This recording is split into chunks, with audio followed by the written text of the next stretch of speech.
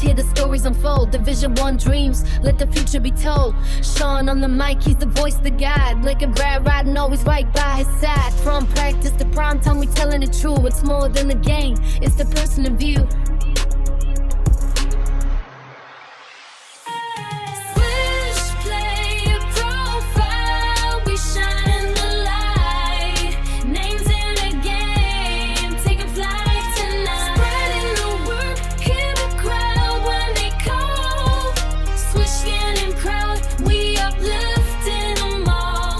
Profile. I'm Sean Schultz with Brad Lake, and we're here with Maty Wilke. How are you?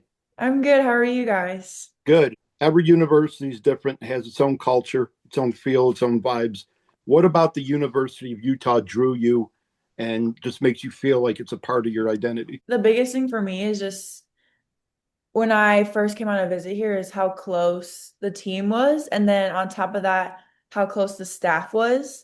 I never really thought about the staff piece of it, but now being a part of it, I think it's so awesome that my assistant coaches, like they'll go to dinner together, they'll have our whole staff over at each other's houses and have game night. Like I think that's really cool. And it obviously just like kind of flows down to our program, just seeing them all get along. I mean, they're working with us and together every day. So they kind of start that connectivity within the program. And then on top of that, just how connected the whole University of Utah athletics is connected together.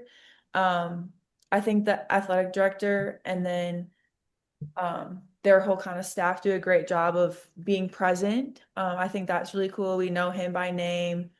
We know our female athletic director. She's always around. She's great. So I think just the community part of the University of Utah is really cool.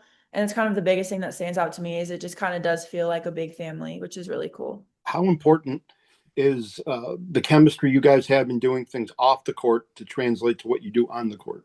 Yeah, it's huge. Obviously, this year we have a different team than most years they've had at Utah, just with a whole new starting five, a lot of younger girls, and then a lot of, not a lot of transfers, but younger transfers. So we are fairly new and raw, which is also really exciting, but it's really important to, be connected off the court, just have experiences.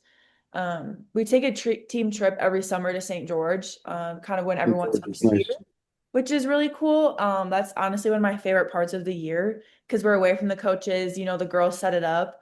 And I think that kind of sets us up for the summer of workouts. And then preseason is just getting to know people outside of basketball because eventually we'll each stop playing basketball.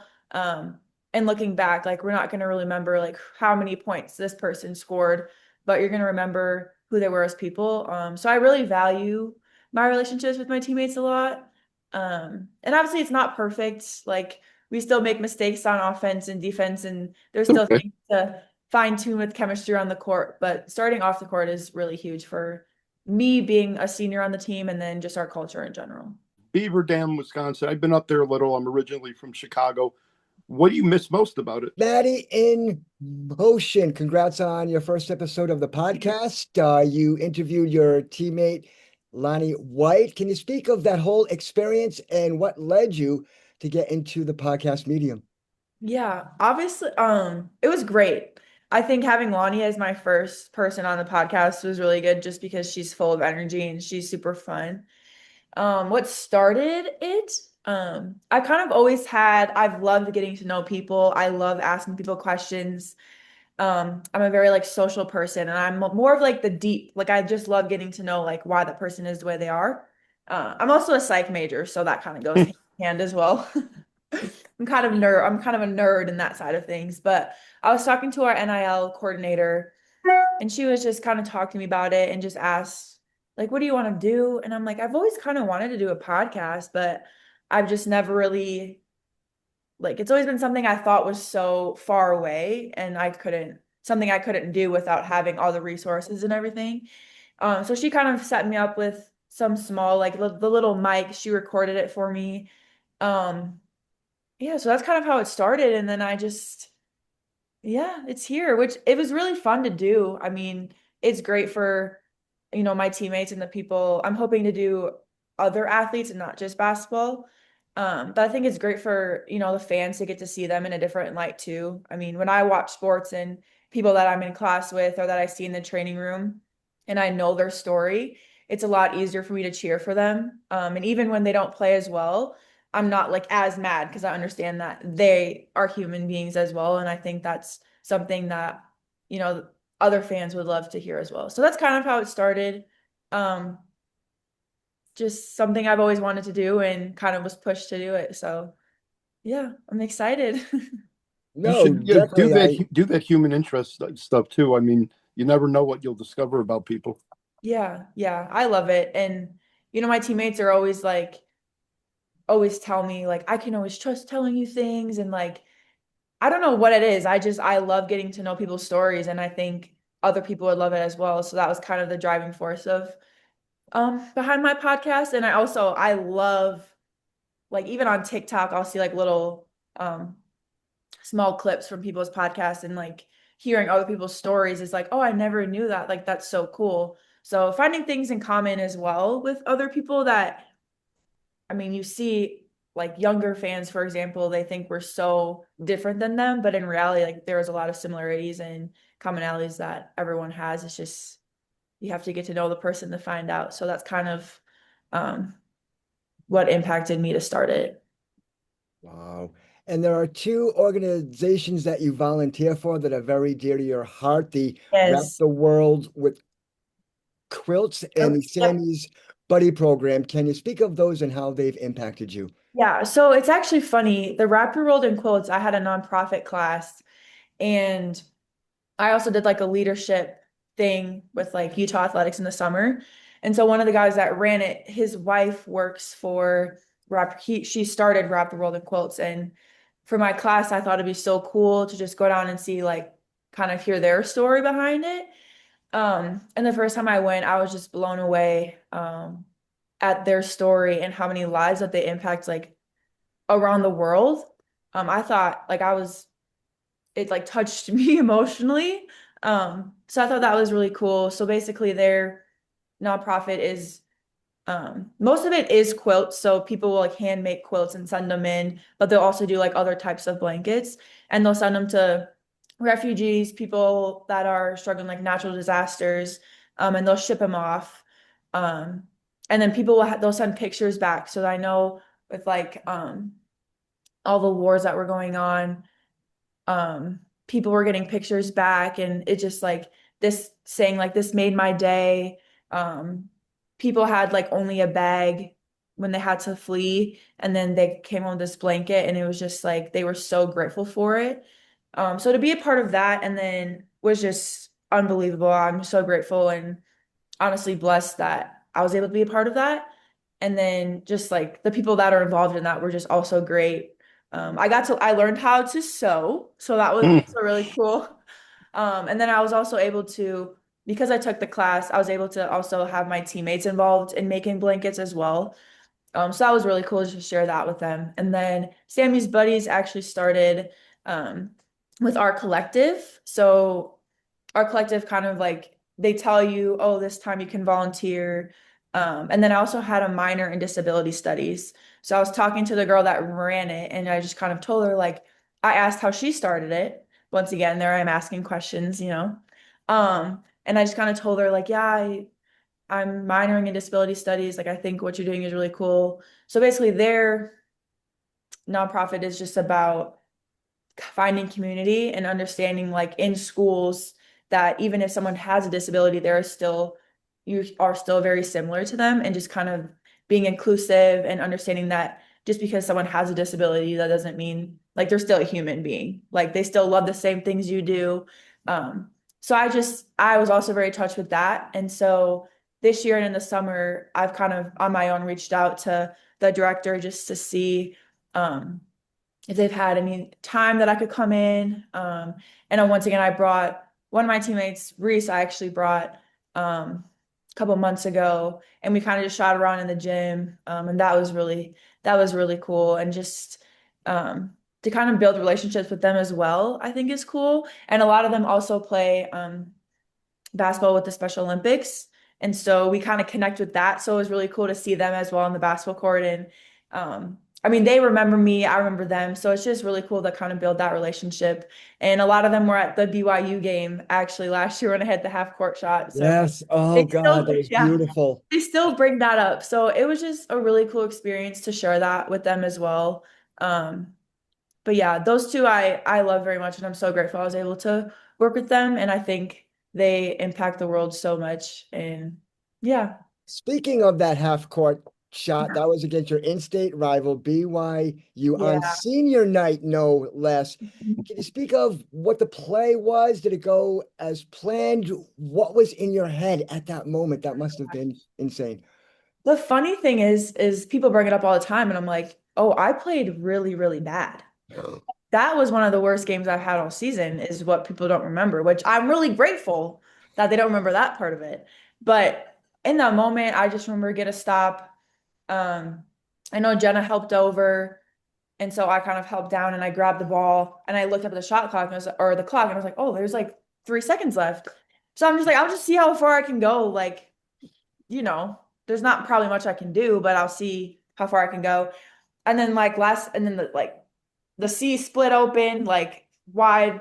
I don't know where the defense was going, but kind of just made it half court and I just shot it. Like it wasn't really anything planned. I think when I caught the ball, I didn't think, oh, I'm gonna go shoot a half court shot. I was just, let me see how far up the court I can get within 3-4 seconds. And then, I mean, right place, right time. It just like I let go of it. And we do practice half court shots, so it wasn't so far, like it wasn't so bizarre, I guess. But I mean, to see it go in, I was just like right as the buzzer, backboard, like through the net, literally just like because it was senior night, and I think if it didn't go in and it would have went the other way, that I would have probably felt a lot of that pressure because I played really bad.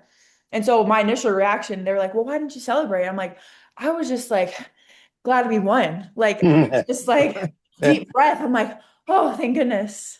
But yeah, looking back, that's why I'm glad we kind of had it recorded, because it's just like it's such a cool experience. Especially to share that with my teammates on senior night, that's something that they'll never forget, is pretty cool. Well, of course, you're going to do that every game now, right? Yeah, yeah.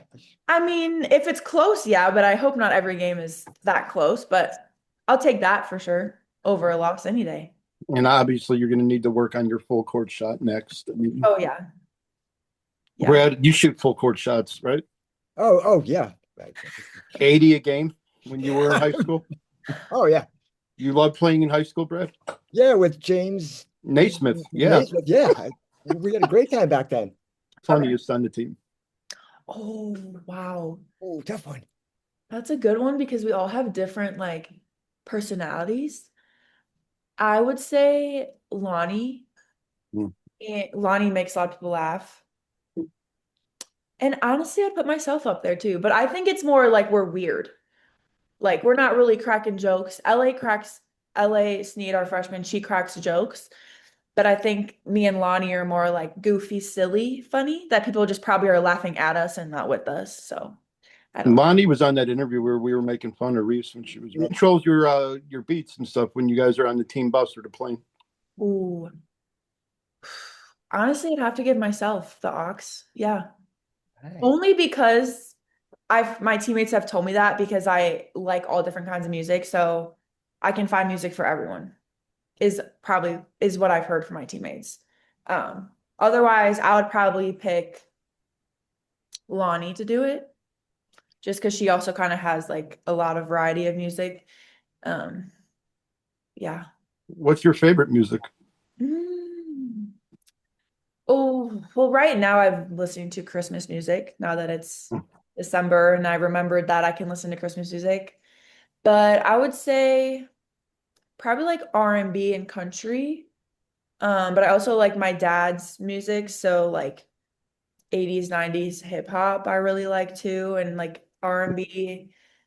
I like a little bit of rap, but not an overload of it. Gospel music I really like as well.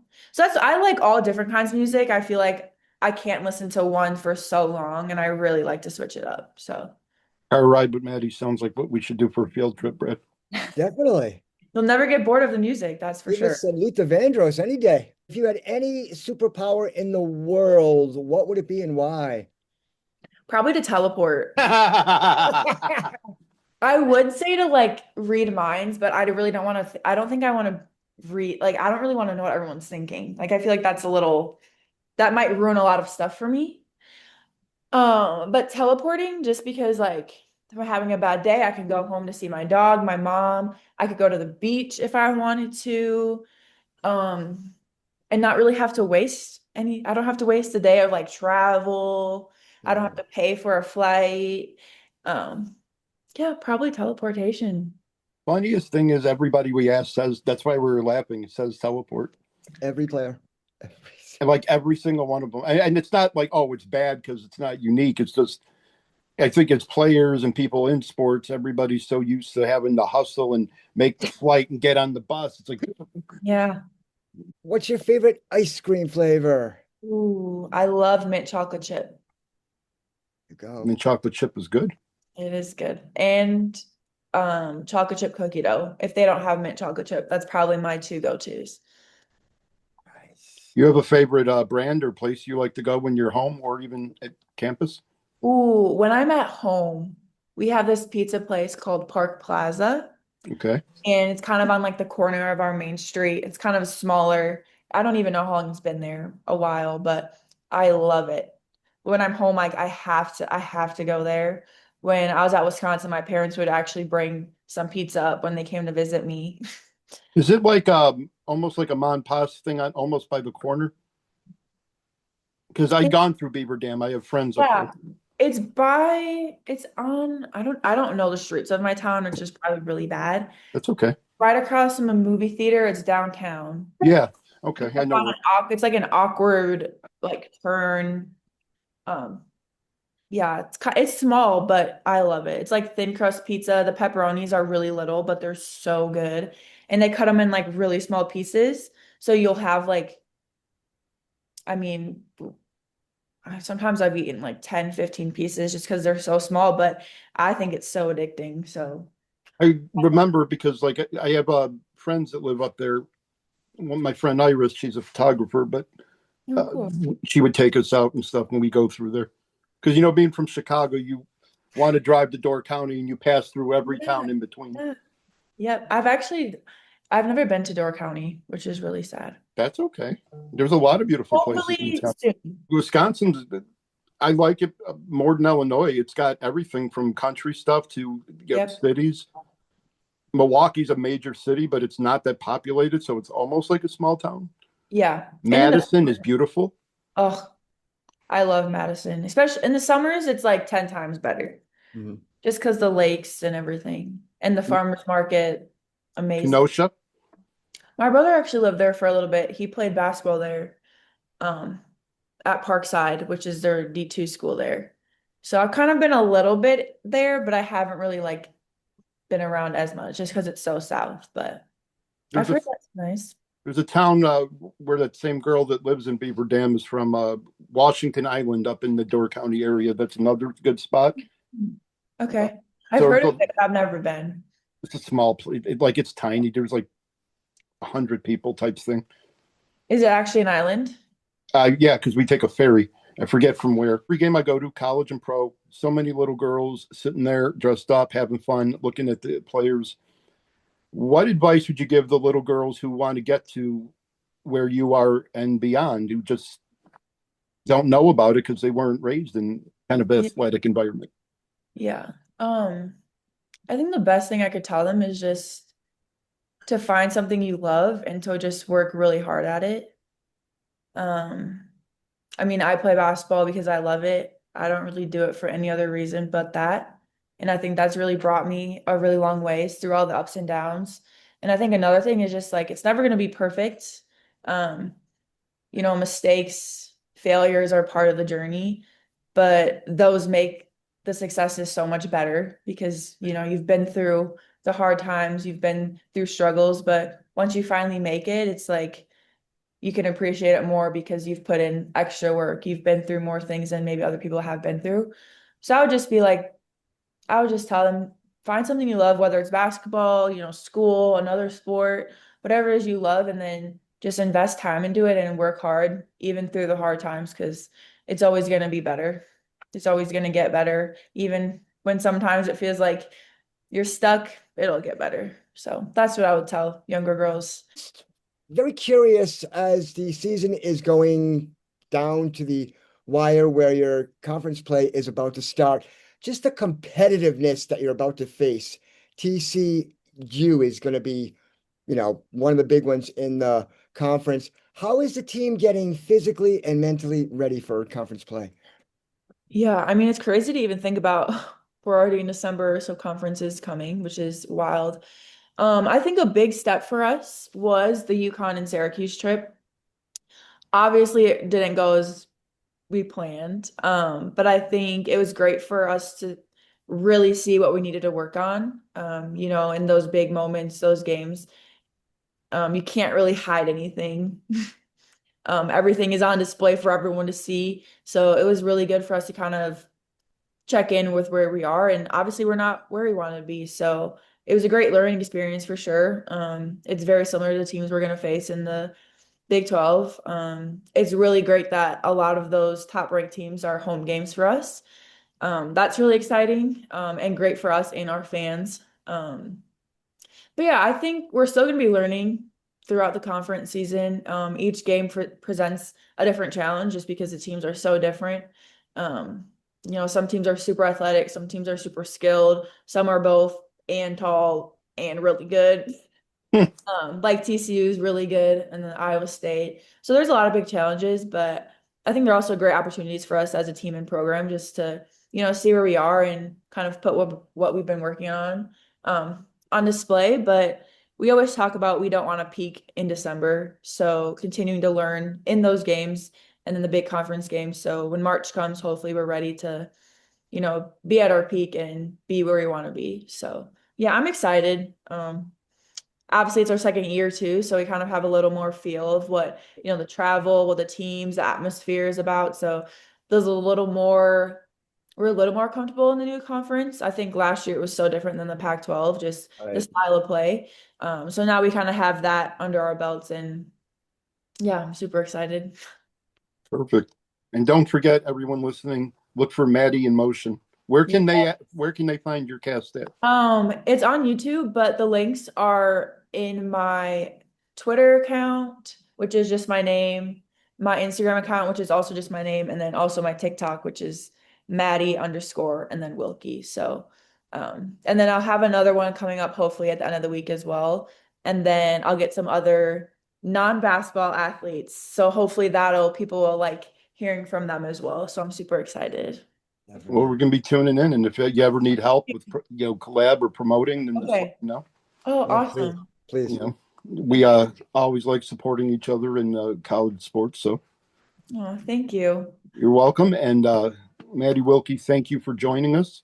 Yes, thanks for We having me. we'll see you soon and kick some butt out there. Yeah, Yes, thank you good luck. guys. Thank you. You're welcome.